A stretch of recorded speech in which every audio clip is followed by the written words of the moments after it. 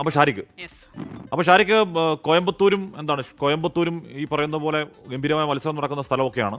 പക്ഷെ അങ്ങനെ വലിയ പ്രചരണത്തിന്റെ ആവേശമൊക്കെ ഉണ്ടായെന്ന് ചോദിച്ചാൽ നമുക്ക് അവിടെ കാണാൻ കഴിഞ്ഞില്ല. പോളിംഗ് ബൂത്തിലെ കാഴ്ചകൾ എന്താണ്?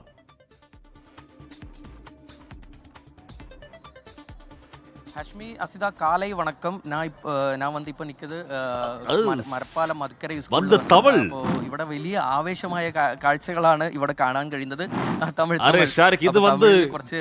മലയാളം ചാനൽ, ഇത് തമിഴ് ചാനൽ കിടയാതെ.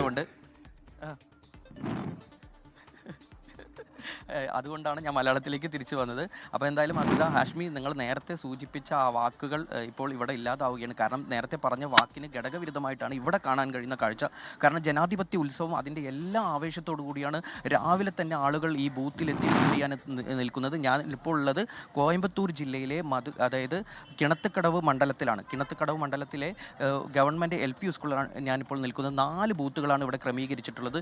ഈ 4 ബൂത്തുകളിലും വലിയ നീണ്ട നിര തന്നെയാണ് കാണാൻ കഴിയുന്നത്. അതിൽ രാവിലെ തന്നെ നമ്മളിവിടെ കണ്ട കാഴ്ച എന്ന് പറയുന്നത് ആദ്യ വോട്ടർമാരായി എത്തുന്നത് തന്നെ ഭിന്നശേഷിക്കാരായ ആളുകളാണ്. അതുപോലെ തന്നെ വയോധികരാണ്, സ്ത്രീകളാണ്, അതുപോലെ തന്നെ യുവജനങ്ങൾ ഉൾപ്പെടെയുള്ള ആളുകൾ ഇവിടെ വോട്ട് ചെയ്യാൻ വളരെ ആവേശത്തോടെ എത്തുന്നു. ഇതിൽ ഏറ്റവും കൂടുതൽ ഇപ്പോൾ നമുക്ക് ഈ ദൃശ്യങ്ങളിൽ കാണാൻ കഴിയും സ്ത്രീകളുടെ ഒരു നീണ്ട നിര തന്നെ കാണാൻ കഴിയുന്നുണ്ട്. കാരണം ഇതിൽ പല ആളുകളും ജോലിക്ക് പോകുന്നതിനായി വേണ്ടി രാവിലെ തന്നെ ഇവിടെ എത്തി വോട്ട് ചെയ്യാൻ കാത്തു നിൽക്കുകയാണ്. വലിയ നീണ്ട നിര തന്നെ കാണുന്നു.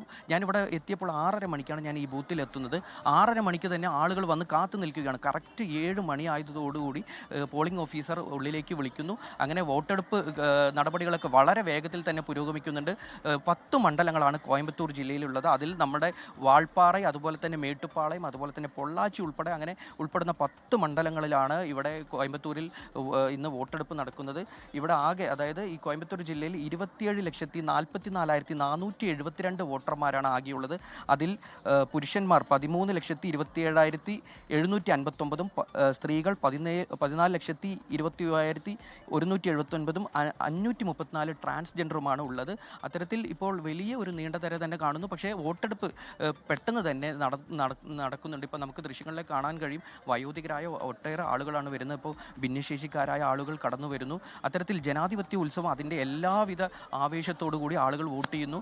ഇത് എങ്ങോട്ടുള്ള വോട്ടാണ്? അതായത് ഇപ്പോൾ DMK-ക്കാണോ, AIADMK-ക്കാണോ, അല്ലെങ്കിൽ നടൻ വിജയ് ഇവിടെ ഉണ്ടാക്കിയിട്ടുള്ള ഒരു ഇമ്പാക്റ്റ് ഉണ്ട്, ആ ഇമ്പാക്റ്റിലേക്കുള്ള വോട്ടാണോ എന്നുള്ള ഉൾപ്പെടെയുള്ള കാര്യങ്ങൾ നമുക്ക് അറിയില്ല. കാരണം ഇത് എത്തരത്തിൽ ഇനി ഭരണ തുടർച്ച ഉണ്ടാകുമോ, അല്ലെങ്കിൽ ഒരു ഭരണമാറ്റം ഉണ്ടാകുമോ, അല്ലെങ്കിൽ വിജയ് നേതൃത്വം നൽകുന്ന TV-ക്ക് ഒരു ശക്തി കാണിക്കുമോ എന്ന് ഉൾപ്പെടെയുള്ള കാര്യങ്ങൾ അറിയണമെങ്കിൽ ഫലം വരുന്നത് വരെ കാത്തിരിക്കണം. എന്തായാലും സ്ത്രീകൾ ഉൾപ്പെടെയുള്ള എല്ലാ ആളുകളും അതിൻ്റെ എല്ലാ ജനാധിപത്യ ഉത്സവത്തിനായി ഇവിടെ, അല്ലെങ്കിൽ അവരുടെ വോട്ട്, അവരുടെ ജനാധിപത്യ അവകാശം വിനിയോഗിക്കാനായി രാവിലെ തന്നെ എത്തി നിൽക്കുന്നു.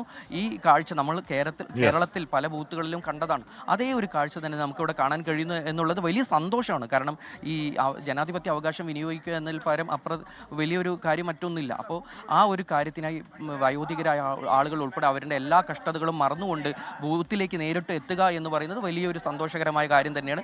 എന്തായാലും ഇവിടെ പോളിംഗ് ഉയരാൻ തന്നെയാണ്, ഈ ബൂത്തിൽ എന്തായാലും പോളിംഗ് ഉയരാൻ തന്നെയാണ് സാധ്യത. അത്തരത്തിൽ കോയമ്പത്തൂർ മണ്ഡലത്തിൽ ഞാൻ നേരത്തെ നമ്മുടെ ഇവിടുത്തെ വാർത്താ പ്രതിനിധിയുമായി സംസാരിച്ചു.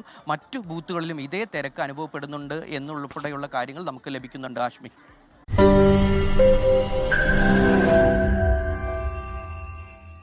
ലോകത്തെവിടെയായാലും ഏത് സമയത്തും 24 വാർത്തകളും ഓഗ്മെന്റഡ് റിയാലിറ്റി പാക്കേജുകളും എക്സ്പ്ലെയിനറുകളും വിശദമായി കാണാൻ ഞങ്ങളുടെ YouTube ചാനൽ നിങ്ങൾക്ക് സബ്സ്ക്രൈബ് ചെയ്യാം.